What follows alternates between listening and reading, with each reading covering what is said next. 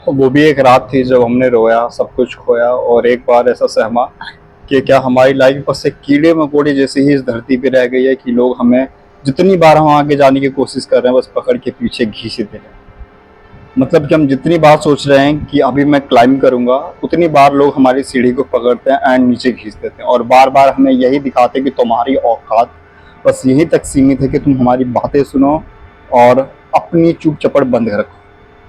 मैंने बचपन से यही किया, बहुत सारे लोगों ने यही किया, दूसरे की बातें सुने रहें, उनसे कमज़ोर बने रहें, क्योंकि उनके मज़ा आता था कि हम उनसे कमज़ोर रहें। बिकॉज़ वो जानते थे जिस दिन हमारा पोटेंशियल जगेगा, जिस दिन हम अपने प्राइम में जाएंगे, शायद उनकी ऐसी तैसी कर सकते हैं, शायद उनकी हम मार के रख सकते हैं। तो उनको इस चीज़ का डर था, क्योंकि हमें अपनी पोटेंशियल कभी नहीं पता थी, हमें अपना प्राइम कभी नहीं मालूम था कि हम वहाँ तक पहुँच गए तो हम कितनी कुछ उखाड़ सकते हैं और अपने प्राइम, अपने अल्टीमेट फॉर्म में हम कैसे लग सकते हैं, कैसे दिख सकते हैं। उनको तो बस यही पता था कि अगर ये इस दिन आगे निकल गया तो ये हमारी मार के रखने वाली है। बस ये चीज़ें हम नहीं जानते थे और इसीलिए वो हमें आगे नहीं जाने देते थे, या हो सके वो भी कुछ ना जानते रहे।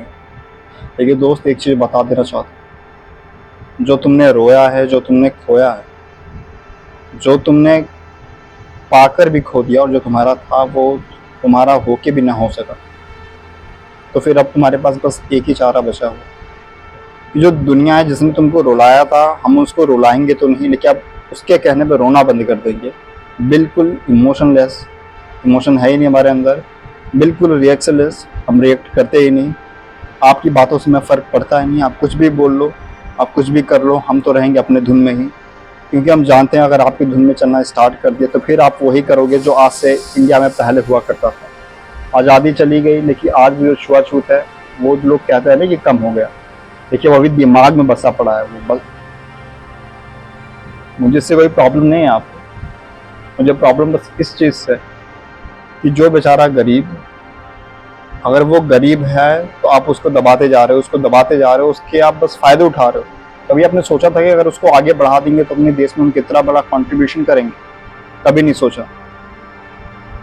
जो सिग्नल पे एक भीख मांग रहा है, उसके नज़र में आपकी वैल्यू कितनी ज़्यादा आप जानते हो? वो आपको एक, छोड़ो, लेकिन आप उसको क्या समझते हो?